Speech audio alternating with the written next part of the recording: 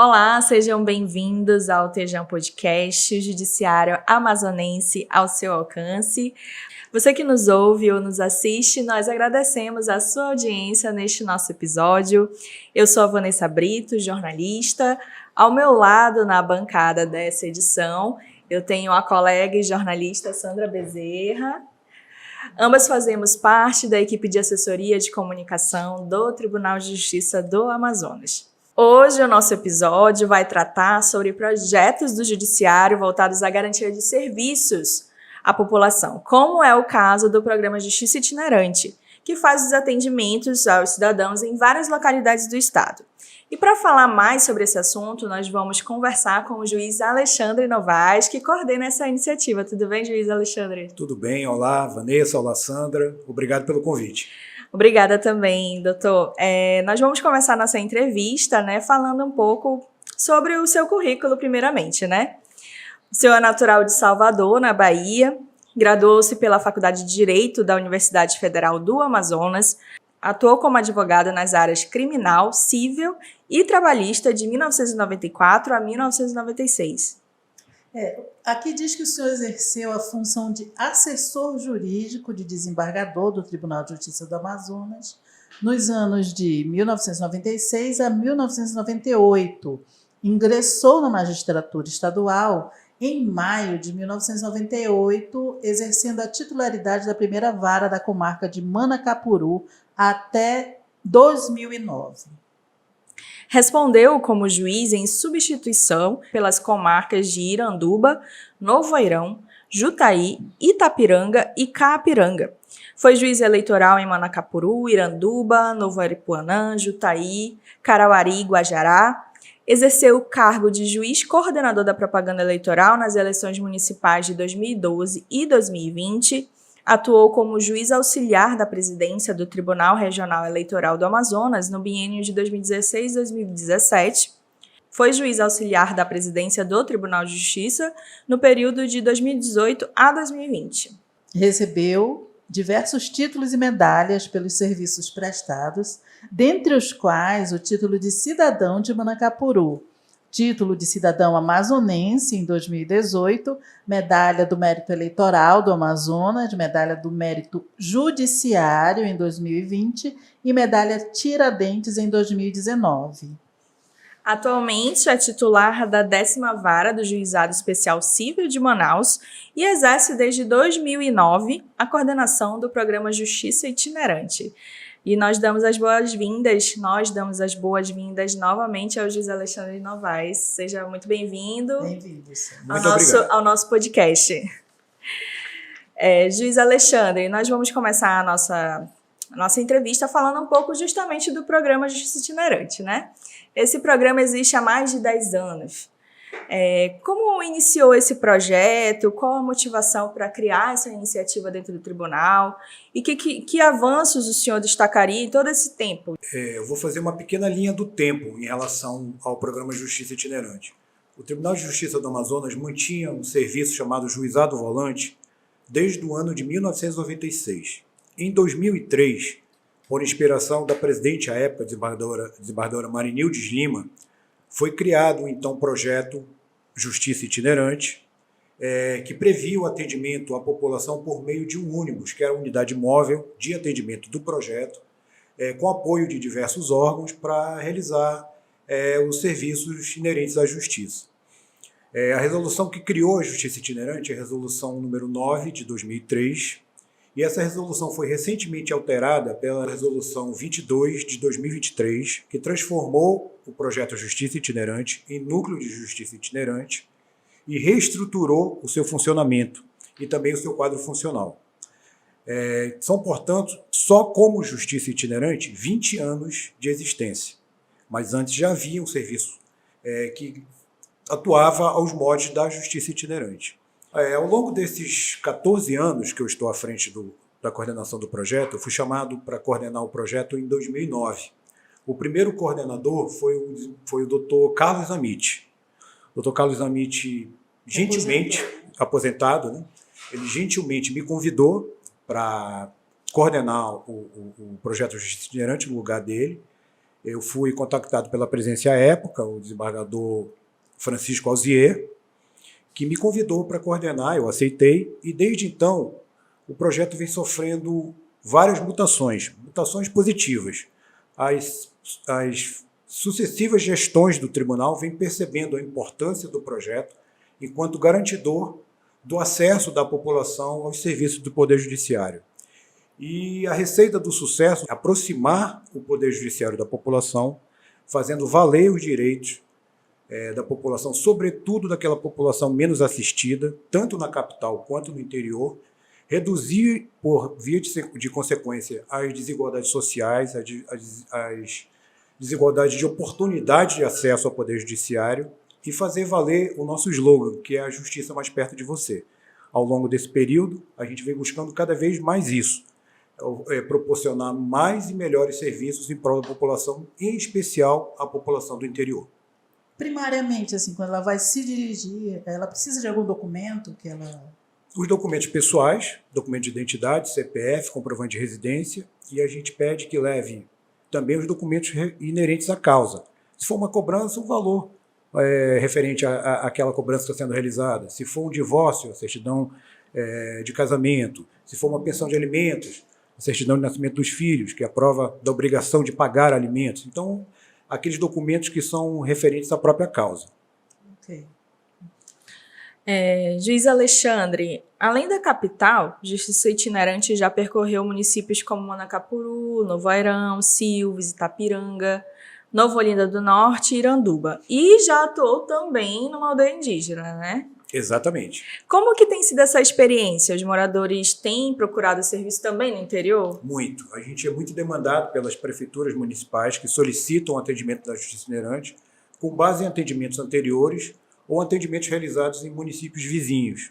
A gente atende atualmente 18 municípios do interior, alguns mais de uma vez por ano, porque a demanda é muito grande, como Manacapuru, Presidente Figueiredo, Manaquiri. São municípios que têm uma demanda grande, que justificam o nosso comparecimento mais de uma vez por ano. A solicitação é feita normalmente pela Prefeitura Municipal, mas também recebemos solicitação de moradores, de associação de moradores de bairros, câmaras municipais. Claro, a gente não tem condição de atender a todos os pedidos que são formulados, mas a gente procura atender conforme a nossa expectativa de dar vazão àquela demanda, sobretudo a demanda reprimida, aquelas pessoas que não buscam o Poder Judiciário porque não têm acesso a ele.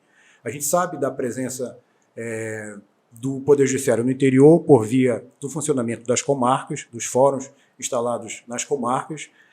O Poder Judiciário tem muita capilaridade em todo o interior, praticamente todos os municípios do interior dispõem de uma comarca instalada, mas a dificuldade de acesso, pela dificuldade de acesso de contato com o advogado, às vezes não há defensor público atuante no município.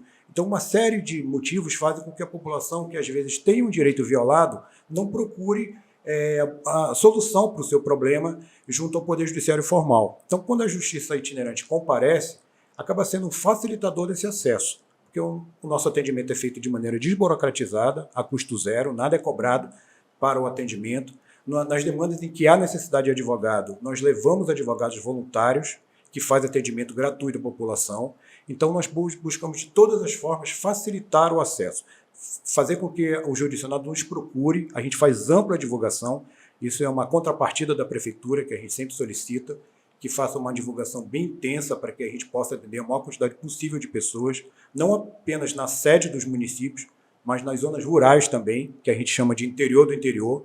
Quando possível, a gente faz o deslocamento à comunidade da zona rural dos municípios também para atender, porque se na sede do município a carência já é grande, vocês imaginem como é na zona rural. A carência é maior ainda, então a gente precisa dar vazão a essa demanda. Então isso é feito, claro, com a colaboração das prefeituras municipais, que são sensíveis a essas causas, solicitam os nossos serviços e procuram contribuir, serem verdadeiras parceiras, de maneira a possibilitar que o atendimento seja realizado da melhor forma possível. E como é que foi essa experiência na aldeia indígena?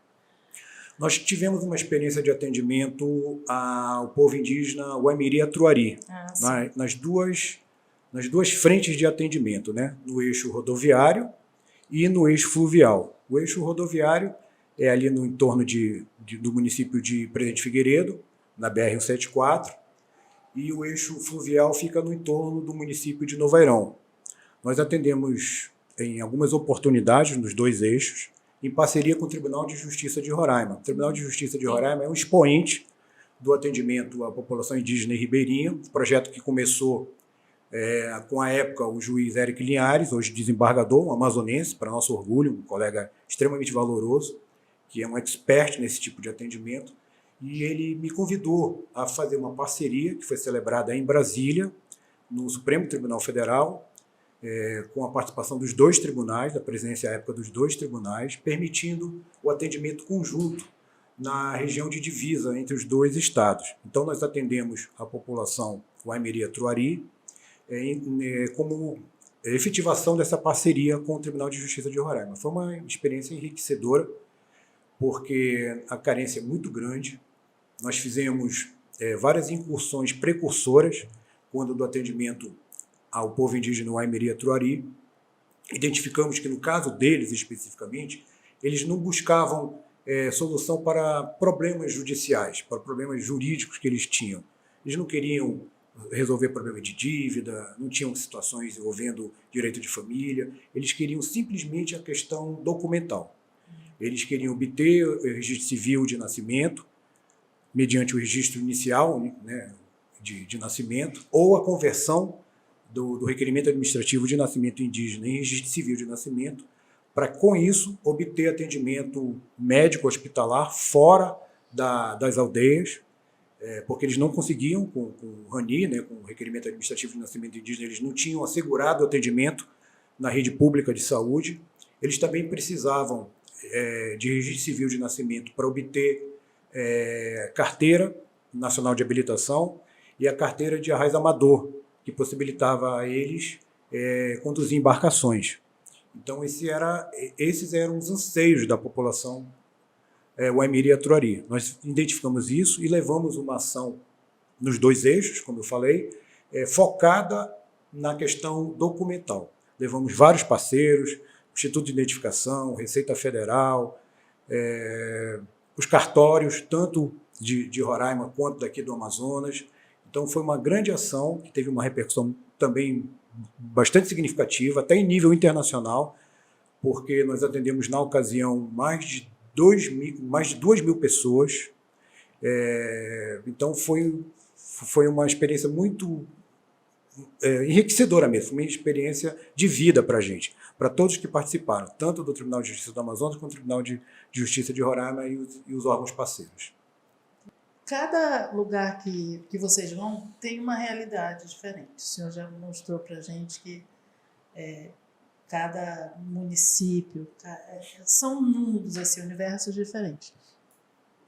Como é que faz para resolver o problema? Ele é resolvido na hora ou precisa que leve de novo a equipe lá para dar o resultado? Quando a gente vai ao interior, as demandas que a gente recebe, elas são formalizadas na Justiça Itinerante e tudo que é produzido no interior permanece na comarca, de maneira a ser inserido no sistema que é utilizado no interior, que é o Projude. A gente só atende demandas novas, a gente não atua em processos que já estão em andamento, que já foram ajuizados perante o Fórum de Justiça local.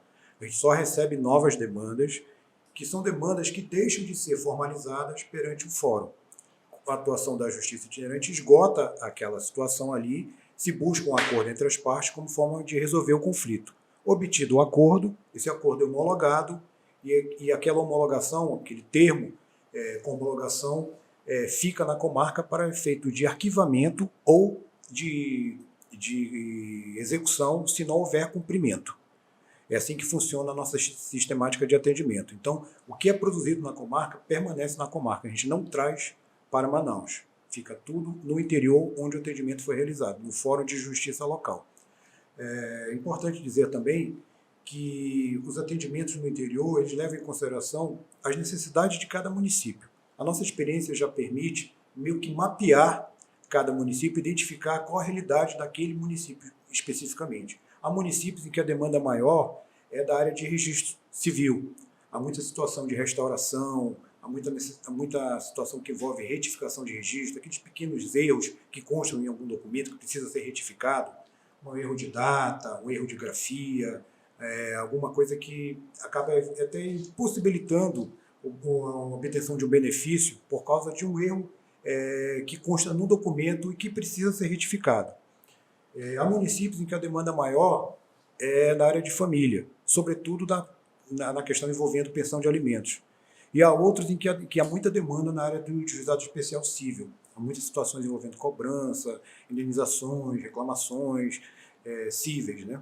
Então, assim, depende muito da realidade de cada município. A nossa experiência com as frequentes idas ao interior nos possibilita identificar isso e planejar um atendimento personalizado, um atendimento para cada município, considerando a realidade de cada um. Agora, doutor Alexandre, nós vamos para a terceira parte da nossa entrevista, que seriam algumas perguntas e curiosidades mais da sua vida, né? A gente vai falar agora do Alexandre Novaes, né? Sem ser o magistrado. Falando de curiosidades da sua carreira, da sua vida. O senhor sempre quis trabalhar na área do direito ou o senhor tem também interesse em outras áreas? Na verdade, aqui nos bastidores eu falei para o Everson e para o Leonardo que todo mundo costuma dizer que eu sempre sonhei em ser juiz. Eu nunca sonhei em ser juiz, eu nunca sequer pensei em seguir a carreira jurídica. Olha, que interessante. Eu inicialmente fiz o curso de administração, mas por azar ou sorte, eu entrei no ano em que a Universidade Federal do Amazonas ficou em greve, nós tivemos que refazer o período. Como eu tive que fazer de novo aquelas matérias lá de contabilidade, economia, e eu percebi que eu não gostava muito disso, eu resolvi fazer um outro vestibular, fiz o vestibular para Direito, fui aprovado e comecei a cursar Direito. Até então eu pretendia advogar. E quando eu me formei, advoguei durante certo tempo, mas eu percebi que eu não levava muito jeito para a advocacia, não. Acho que o advogado ele tem que... É uma carreira extremamente trabalhosa, difícil, e o advogado tem que saber vender o seu trabalho. E eu sou um péssimo vendedor. Eu digo que eu não consigo vender nem água no deserto. Então, assim, eu percebi que eu não me daria muito bem na advocacia. E surgiu a oportunidade do concurso do Tribunal de Justiça para a magistratura. Eu logrei êxito, consegui passar, fui aprovado. Fui para Manacapuru, lá permaneci durante 11 anos. Manacapuru foi minha primeira e única comarca. Minha única comarca de titularidade foi Manacapuru, exatamente. Eu respondi por várias outras, sobretudo no entorno ali de Manacapuru. Mas titular mesmo, só fui em Manacapuru. Eu recebi com muito orgulho o título de cidadão manacapuruense. É um dos títulos que mais me orgulho de ter recebido. Depois eu vim para Manaus, promovido, direto para o 10º Juizado Especial Cível, onde eu estou até hoje, também não saí. Como vocês percebem, eu não gosto muito de me movimentar, né? É verdade. Eu vou ficando, e já estou há 14 anos no Juizado Especial Cível, e desde que vim promovido para a capital, recebi o convite para coordenar o projeto Justiça Itinerante. O senhor também está há 14 anos. 14 anos, exatamente. Mas então, um passarinho me contou que o senhor não tem jeito não tem jeito para administração, né? Mas tem jeito para música. Me disseram que o senhor música é um tema que me agrada bastante. É verdade. E algum instrumento em especial? Olha, eu tentei tocar guitarra, né? Eu sou dos anos 80, né? Eu vivi geração Coca-Cola. Eu vivi o boom do rock nacional dos anos 80 e todo mundo queria ser vocalista ou guitarrista. E eu não fugia à regra, né? Mas eu não tinha jeito para nenhuma das duas coisas. Então me sobrou a bateria e desde então, já se vão aí quase 30 anos, que eu tenho esse hobby aí que é de tocar bateria. Mas o senhor já tocou em alguma banda, assim? Eu tenho uma banda atual, que é uma banda que se chama Overload, uma banda bem conhecida para quem frequenta a noite, né? Na capital, sobretudo, a gente toca bastante. Já tocou em todos os lugares, basicamente, da cidade, que oportunizam, que dão espaço para as bandas locais, é importante, né, isso, a valorização da cultura, né? Que rock também é cultura, né? Sim, com certeza. E só na Overload eu já tenho 27 anos, eu sou membro fundador da banda, mas já participei de várias outras, final dos anos 80, começo dos anos 90, então já tem bastante tempo. Eu digo que a música precede o direito. Eu, antes de seguir para a carreira jurídica, eu já estava iniciando na música.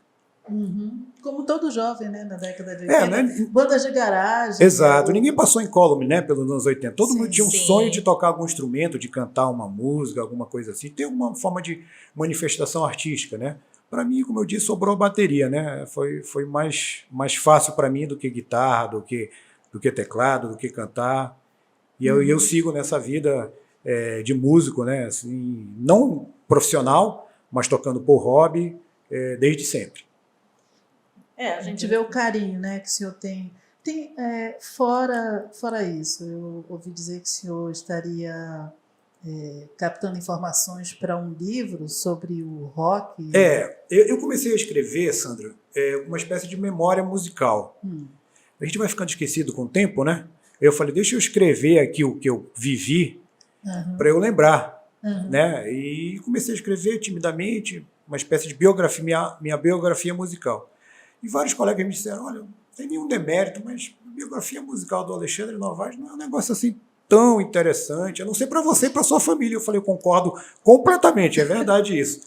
E aí, por que você não faz uma coisa mais ampla? Começa a falar sobre o movimento, sobre as bandas da época, o comportamento, as tendências da época.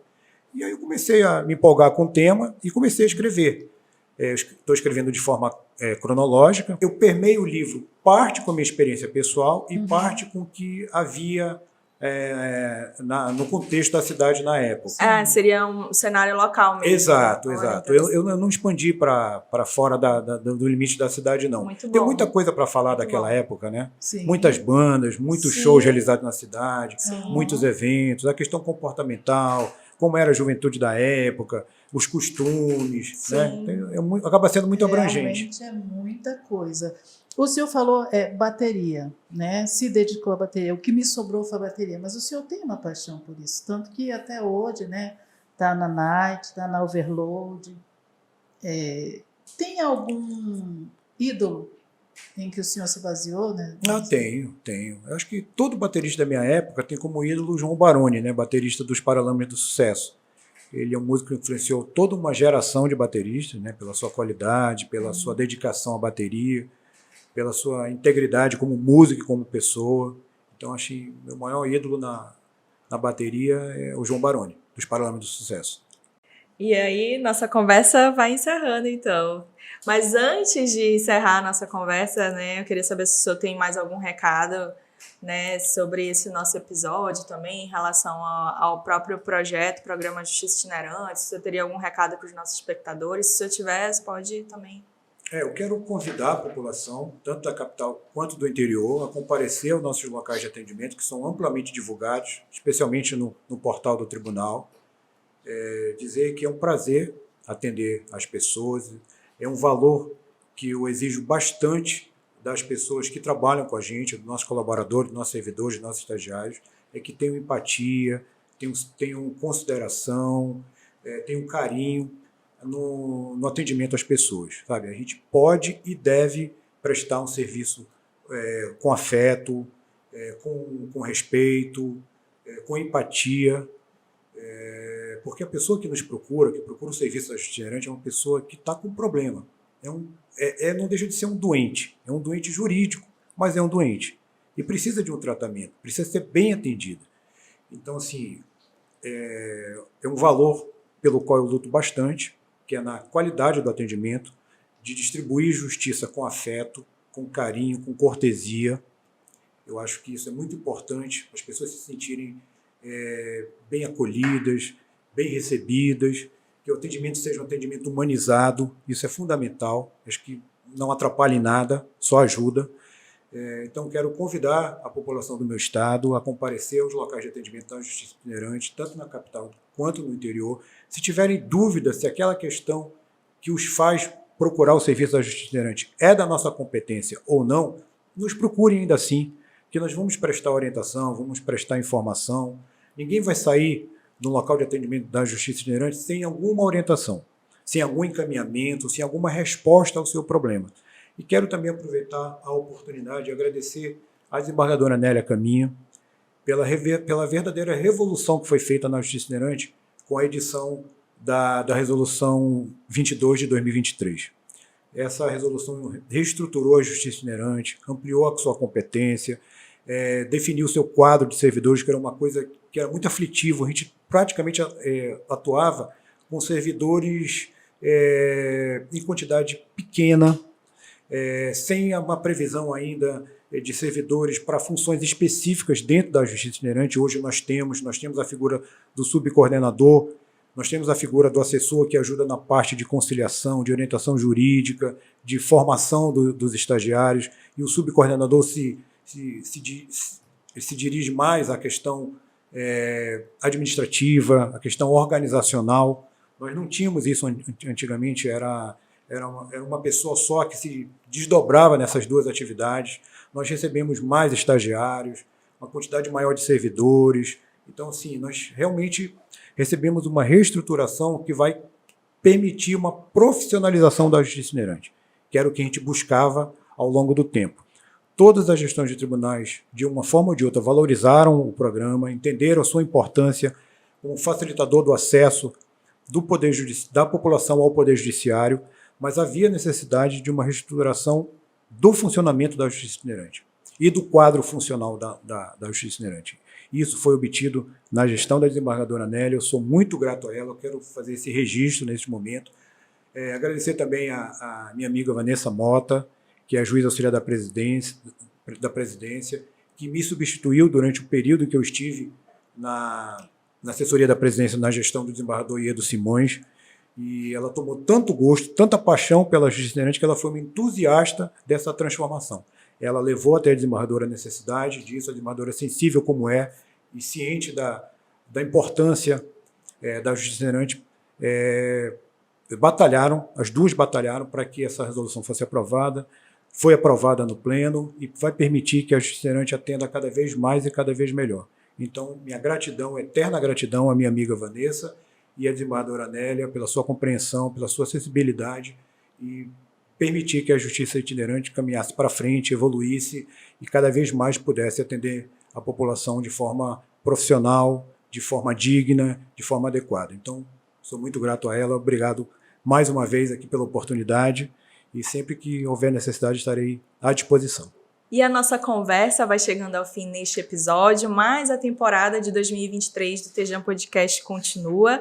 Acesse as nossas redes sociais, o portal do Tribunal de Justiça do Amazonas para saber mais sobre as ações do Judiciário Amazonense.